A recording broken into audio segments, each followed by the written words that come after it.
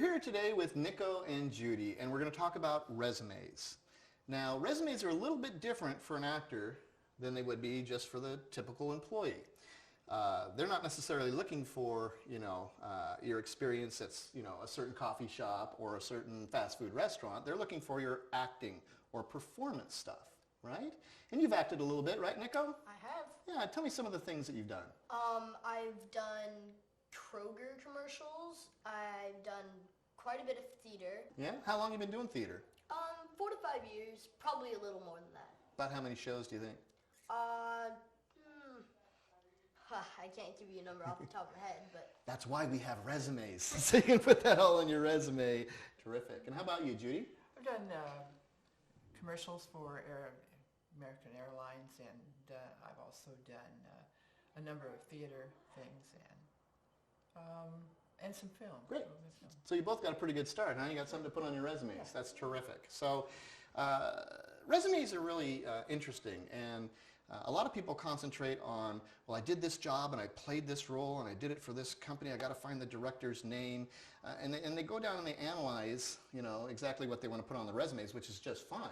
But the interesting part, where we really find out about you, and for me, it's where I look first, is at the bottom of the resume. There's certain elements to a resume. There's your name, of course, your information or statistics, the types of projects that you've played, and then your training needs to be on your resume. And we don't necessarily want to put that we've been trained to be a nurse on our resume, our acting resume. We want to put acting related training. And the next category and final one is special skills and hobbies, or special skills or hobbies. I like special skills. So special skills are really interesting to me. I like to find out what people can do and what's interesting about them that that I might be able to talk to them about. Conversation pieces. So I'm looking at the bottom of the resume and I'm looking for interesting special skills. Or just what do they do? And do you have any special skills? Yeah, I play soccer and I ski. Ah, you ski a little bit, huh? Now on a scale of 1 to 10, 1 being the lowest, 10 being the highest, where would you say you are as a skier? I personally would put myself at about 4. About a 4? So we'd fall in about the middle, I'd say, and we call that intermediate skier. You're an intermediate skier. You're not a beginner, which is 1 through 4, and you're not an advanced skier, which could be 6 through 10. You're intermediate. What about you, Judy? Do you have any hobbies? Oil painting. Oil painting. How long have you been doing that? About 10 years or so. So you must be pretty good at it. It's a hobby, so you never think you're very good at something like that. So where would you put yourself on that scale? About 5 or 6. About 5 or 6? Yeah. Great. So you both would fall into the intermediate category of that special skill. Now there are people that play piano, and there's people that ride horses. A part comes up, and the actor, the casting director says, I need to know if you can ride a horse or not. So we're looking on the resumes to see if anybody rides horses. Well, this person says, yes, I ride horses. And then you call them up, and they said, well, I did it when I was really little, and I haven't been on a horse for 10 years. So we need to know not just their special skills, but are they a beginner, are they intermediate, or are they advanced? So that's really important to put. If you play the violin and you're very, very good, you'd put that advanced. If you are a, let's just say target shooter, you go out and you shoot targets. Well, I'm just beginning. I'm just learning. So we know that you have some knowledge of it, and then again, we know how well you can actually do it. It's really important for certain things. They usually hire somebody that rides horses quite a bit if they're going to cast somebody like that, because it's all about realism and believability. Have you ever been asked to do anything at an audition you weren't really sure you could do? Yeah, I have a few times. Yeah, did they ask if you could ride a horse or anything? No, nothing like that. What would you do, Nico, if the casting director says, this part's really, you're great for it, but can you ride a horse? What would you say? Well, I have ridden a horse when I was little, so I would say probably yeah. Yeah, so you'd probably be a beginner because I haven't been on a horse for quite a while. So on a resume, we have certain categories. The first one is you want to put your name in big and bold. Don't you want to see your name in big and bold somewhere? Oh, yeah. So you want to put your name in big and bold right at the top. It should be the most prominent thing and draws our eyes to that attention first. Next, you want to put your contact information. Now, if you have an agent, then you would put down your agency's phone number and or email address. And if you don't have an agent yet, you should put down your own contact information. You can put down your phone number and you can put down your email address, but do you think you should put down your address? No. Well, it'd probably be a good idea to have your address floating around there. Do you know what a social security number is? Not yet. Well, that's one of those numbers they give you when you're born, and it's a way to identify you as a person, and you don't want that number floating out there. Back in the old days, people used to put their social security numbers on their resume, and you don't want to do that. So you've got your name in big and bold, your contact information or your agent's contact information, and then you want some statistics. You want hair color, brown, eye color, blue, and perhaps your height and your weight and your clothing size and your shoe size. Now, this is pertinent information that most casting folks are looking at in general when they first start casting.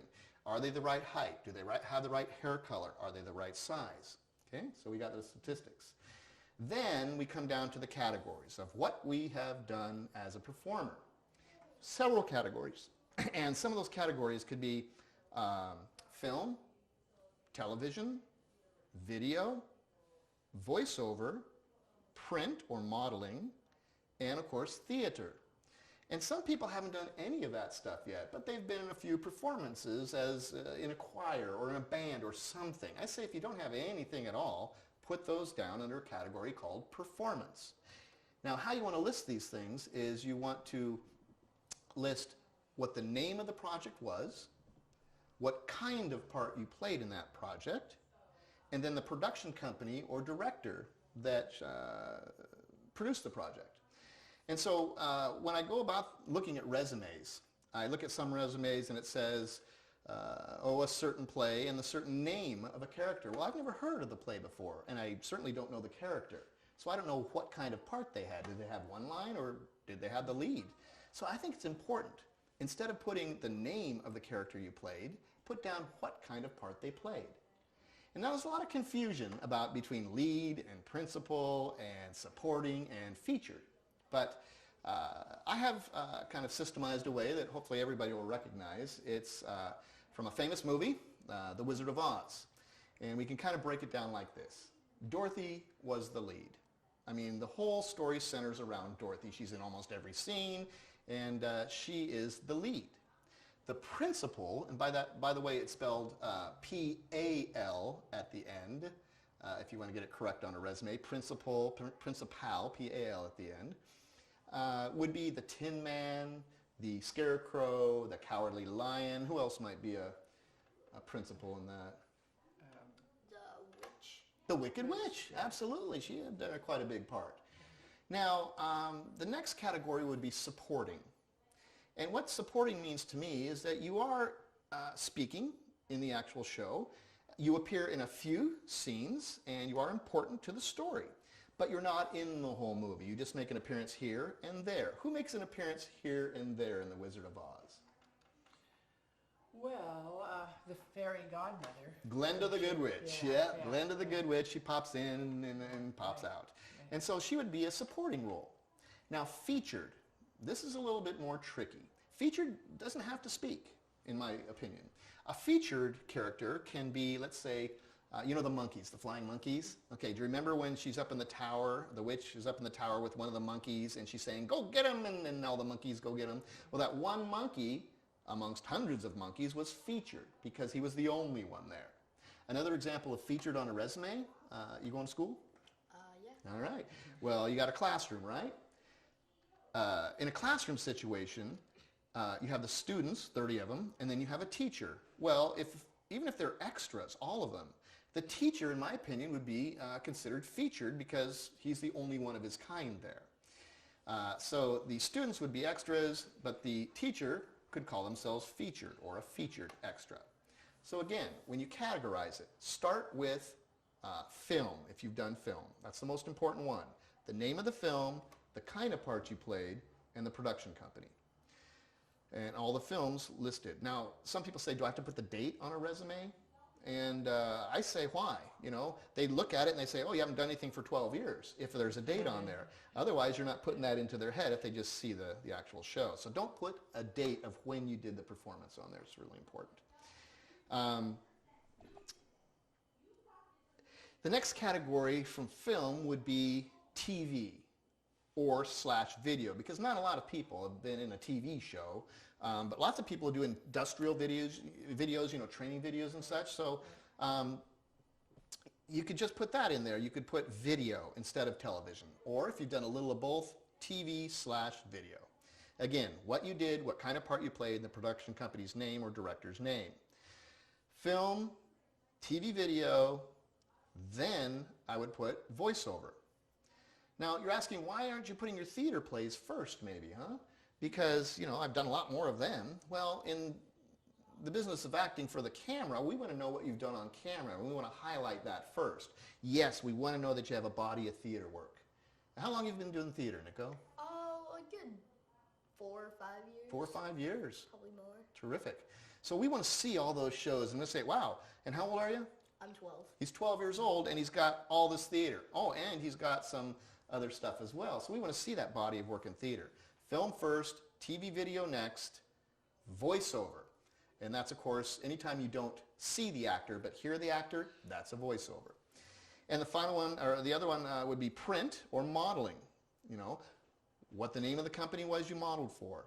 You could just put the word model, print model, commercial model, fashion model, and then the city or company that produced it. You know, if you don't know the director's name or the production company's name, just put the city where you did it. And the next thing is training. Like I said, training is really important to me especially, because I believe that you need a foundation for this. It shows me that you want to do this enough that you've gone out and you started earning it. And we've all done it as actors. So after you've listed all your training, you know, starting with the acting on camera, then the acting classes, then the dance, and then maybe some modeling or singing classes or whatnot you can put on there, then you want to focus in on special skills. And you want to list your hobbies. And you don't want to be real boring with this stuff. Of course, you want to list if you play soccer or if you do art or something like that, but try to come up with something interesting in that special skills area. I once had a guy that told me he could talk backwards on his, you know, I saw that on his resume. I can talk backwards. So sure enough, I asked him to talk backwards. And he did. And it was amazing. You know, so anything you put on your resume that you say you can do, you want to be able to do it. So if you can get creative a little bit and show them a little hint of your character and charm and you know, that you're not just a statue, that you have a personality, put it into your special skills. And the last thing you want to do with your resume is make sure at the bottom that it's updated by month and by year. If it was June 2012, I would list it at the bottom, 6/12. Seeing that date on the resume tells me it's updated, tells me that you're on top of things, makes you look professional.